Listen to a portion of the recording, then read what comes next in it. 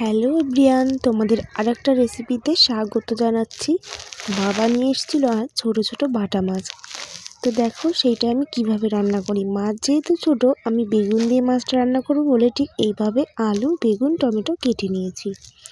তেলটা গরম করে যে মাছগুলো ভেজে নিচ্ছি। মাছগুলো খুব সুন্দরভাবে ভাজবো যাতে মাছগুলো না ভেঙে যায়। আমার মাছ ভাজা হয়ে গেছে।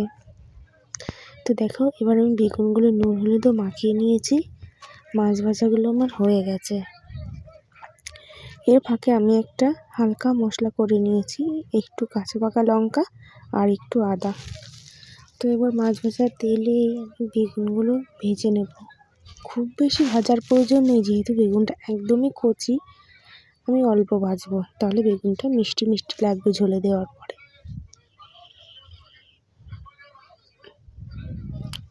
কড়াইতে তেল গরমই আছে, আমি দিয়ে দিচ্ছি একটু গোটা জিরে ফোড়ন।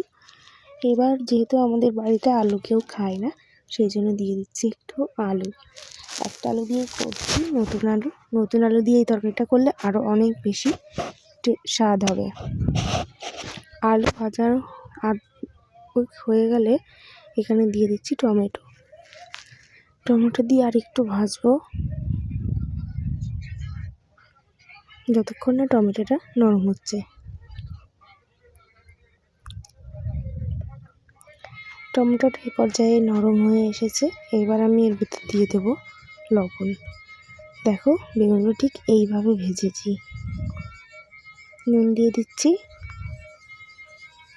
নুন দিয়ে আর একটু নাড়িয়ে নেব। এইবার আমি মশলাটাও দিয়ে দিলাম ভালো করে কষানোর জন্য। মশলা দিয়ে হালকাভাবে আলতো করে সুন্দর করে কষিয়ে নিচ্ছি। কষানোর পরে দিয়ে দেবো পরিমাণ মতন জল। যারা ঝোল বেশি খেতে পছন্দ করে ঝোল বেশি রাখবে, আমি এখানে অল্প পরিমাণ ঝোল রাখবো।